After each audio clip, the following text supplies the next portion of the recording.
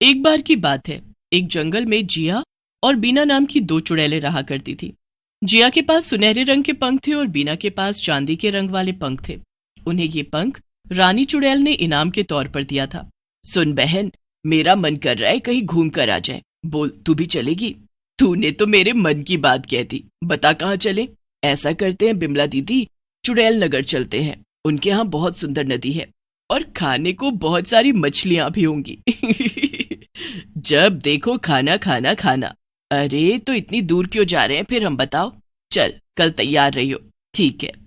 इसके बाद अगले दिन दोनों के दोनों चुड़ैल नगर के लिए निकल गए। रास्ते में बहुत से गांव की सैर करते हुए दोनों के दोनों मीनापुर गांव के पास जंगल में जाकर रुक गई और एक पेड़ के ऊपर जाकर बैठ गई। उस जंगल में भीम सिंह नाम का एक आदमी लकड़ी काट रहा होता है। उन दोनों की बातें सुनकर भीम सिंह पेड़ के पीछे छुप जाता है और उन दोनों को पेड़ के पीछे चुपके से देखने लगता है। भगवान, ये दोनों क्या मुसीबत है।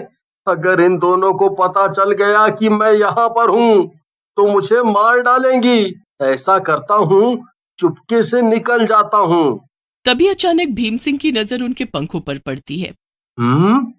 ये क्या गजब चीज है। सुनहरे पंख तो देखो कितने चमकदार हैं, और इसके चांदी जैसे पंख। ऐसा करता हूँ, यहीं रुक जाता हूँ। क्या पता एक आध पंख नीचे गिर गया तो मैं उठा लूंगा। तभी जिया को प्यास लगने लगती है और वो बीना को पानी लाने के लिए भेज देती है। सुन बीना, पानी लेकर आ जाना, गला सूख रहा है मेरा। तू यहीं बैठ, मैं लेकर आती हूँ अभी तेरे लिए। इसके बाद बीना जिया के लिए पानी लाने चली जाती है। बीना अपने पंखों से उड़ान भरकर पानी की तलाश में चली जाती है। वहीं दूसरी तरफ जिया थकान होने की वजह से पेड़ के नीचे बैठकर सो जाती है। इसी मौके की तलाश में बैठा भीम सिंह जिया के पीछे चुपचाप जाकर खड़ा हो जाता है। ऐसा करता हूँ, इसके पंख काट देता हूँ। अच्छा मौका है। भगवान भी रोज रोज कृपा नहीं बरसाते। चल भीम सिंह, शुरू हो जा। इसके बाद भीम सिंह धीरे धीरे कुल्हाड़ी से जिया के पंख काटने लगता है। भीम सिंह ये काम इतनी सफाई से करता है कि जिया को इस बारे में कुछ पता ही नहीं चल पाता। ये हो गया। अब ऐसा करता हूँ, यहाँ से निकल जाता हूँ, वरना अगर ये जाग गई तो लेने के देने पड़ जाएंगे। इसके बाद भीम सिंह वहां से अपना सारा सामान बांधकर जाने वाला होता है। तभी वहां पर बीना आ जाती है और भीम सिंह डर के मारे वहीं चुपचाप पेड़ के पीछे छुप जाता है। अभी यहाँ से जाना ठीक नहीं रहेगा। थोड़ी देर इंतजार करता हूँ इनके जाने का, फिर चला जाऊंगा। इसके बाद बीना वहां आ जाती है और जिया को नींद से उठाने लगती है। सुन जिया, उठ, ये ले पानी पी ले। कहाँ रह गई थी तू? मेरी तो आंख ही लग गई थी। ये पी ले। अरे आसपास कोई नदी नहीं थी, इसलिए दूसरे गांव से पानी लाना पड़ा। ला दे, वैसे भी बड़ी थकान महसूस हो रही है। सुन, ऐसा करते हैं, आज रात यहीं रुक जाते हैं। अगर तेरी मर्जी है तो रुक जाते हैं, वैसे भी सुबह के निकले हुए हैं। इसके बाद बीना और जिया दोनों रात भर के लिए रुक गईं। दूसरी तरफ भीम सिंह डर के मारे उसी पेड़ के पीछे चुपचाप खड़ा था। उसे लग रहा था कि वो दोनों जैसे ही जाएंगे वैसे ही वो वहां से भाग जाएगा, लेकिन उन दोनों के वहां रुकने की वजह से वो भी अब कहीं भी नहीं जा सकता था। अब क्या करूं?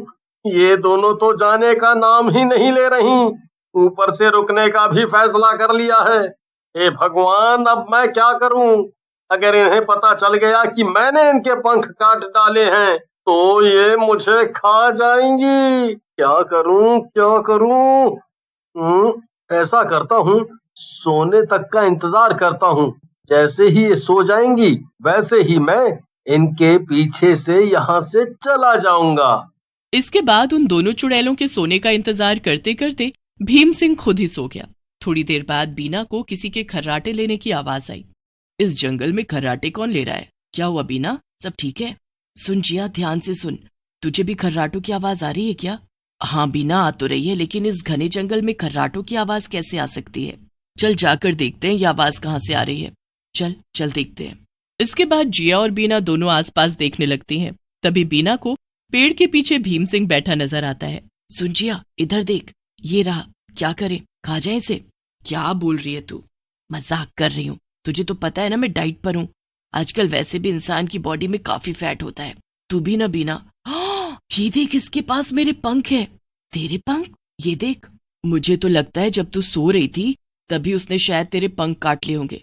तू तो जानती है ना रानी चुड़ैल को, वो तो बहुत गुस्सा होंगी अगर उन्हें पता चला कि उनके दिए सुनहरे पंख किसी ने काट दिए हैं। कहीं वो इस वजह से तुझे भी श्राप ना दे दे। अब मैं क्या करूं, तू बता ना बीना, मैं क्या करूं? ऐसा करते हैं, इसे उठाते हैं और इसे बोलते हैं ये सब ठीक करने को। इसकी वजह से ही हम इस मुसीबत में फंसे हैं, अब यही सब ठीक करेगा। इसके बाद बीना जोर से चिल्लाकर भीम सिंह को उठा देती है। भीम सिंह अचानक से डर के मारे उठ जाता है। कौन है? कौन है? हम हैं, जिनके पंख तू चोरी करके छुपा हुआ था। मुझे माफ कर दो, मुझसे गलती हो गई, मुझे जाने दो।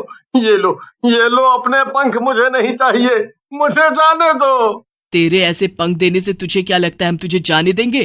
तुझे हमारी मदद करनी होगी। मैं सब कुछ करूंगा, बस तुम मुझे मारना मत। मेरे छोटे छोटे बच्चे हैं, मैं मर गया तो उनका क्या होगा? हम तुम्हें नहीं मारेंगे, बस ये पंख जैसे काटे हैं वैसे जोड़ भी दो, तब हम तुम्हें जाने देंगे, वरना मैं तुम्हारा सलाद बनाकर सुबह मॉर्निंग में खा जाऊंगी, समझे? नहीं नहीं, मैं करता हूँ कुछ। पास ही में मेरा घर है, तुम दोनों वहां चलो, वहां इन्हें जोड़ने के जरूर कुछ ना कुछ सामान मिल जाएंगे। इसकी बातों पर भरोसा करना ठीक तो होगा ना? तू चिंता मत कर, मैं पूरी नजर रखूंगी। जैसे ये होशियारी दिखाने की कोशिश करेगा मैं इसे पकड़ लूंगी, तू डर मत। इसके बाद वो तीनों भीम सिंह के घर के लिए निकल पड़े। थोड़ी देर बाद वो भीम सिंह के घर पहुंच गए। तू यहीं रुक, मैं नजर रखती हूँ इस पर। ठीक है। मिल जा, कहाँ गया? अगर सब होने से पहले नहीं मिला तो ये दोनों मेरी जान ले लेंगी। क्या हुआ जी, आप कहाँ थे अभी तक? आपको पता है मैं कब से आपका इंतजार कर रही थी। खाना लगा दूं? तुम्हें खाने की पड़ी है, यहाँ मेरी जान दांव पे लगी पड़ी है। हाँ, क्या बात कर रहे हो? क्या बात है, मुझे बताइए। अरे भगवान, तुम जाके अंदर सो जाओ, और हाँ, बाहर मत आना बस। इसके बाद भीम सिंह की पत्नी वहां से चली गई। थोड़ी देर ढूंढने के बाद भीम सिंह को लकड़ी चिपकाने वाला गोंद मिल गया। वो उसे तुरंत लेकर बाहर आया। मिल गया, ये देखो, इससे लकड़ियां चिपक जाती हैं, तो पंख तो मामूली सी चीज है। आप इधर बैठो। अगर कोई चालाकी दिखाई तो तुम्हारे बीवी बच्चे सबको खा जाऊंगी, समझे? यहाँ तुमने चालाकी दिखाई और वहां वो सब मेरे पेट के अंदर, समझ गए ना? नहीं नहीं, मैं ऐसा कुछ नहीं करूंगा, कसम से। ठीक है, काम शुरू करो। इसके बाद भीम सिंह ने जिया के सारे सोने के पंख उसके शरीर से चिपका दिए। ये लो, हो गया, मैंने सारे पंख सही से चिपका दिए हैं। वैसे तो मुझे नहीं लगता ये कभी निकलेंगे, पर अगर कभी निकले तो यहाँ आ जाना, मैं दोबारा जोड़ दूंगा। बीना देख, मेरे सारे पंख जुड़ गए, अब रानी चुड़ैल मुझे कोई श्राप नहीं देगी। मुझे तो पता ही था कि सब ठीक हो जाएगा। चल जिया, यहाँ से दूर चले जाते हैं, वरना ना जाने इस बार कौन मेरे पंख काट दे। हाँ, तुमने ठीक कहा, हमें यहाँ से चले जाना चाहिए। और हाँ, आइंदा ऐसा कुछ किया ना तो देखना तेरे इन्हीं हाथों को काट कर खा जाऊंगी, समझा? चोर कहीं का। बोल, आज के बाद करेगा चोरी? नहीं नहीं, बिल्कुल नहीं करूंगा, कसम से नहीं करूंगा। ठीक है। इसके बाद दोनों बहनें वहां से चली गईं और अपने को लेकर और भी सावधान हो गईं, ताकि अगली बार कोई दूसरा उनके इन कीमती पंखों को नुकसान न पहुंचा पाए।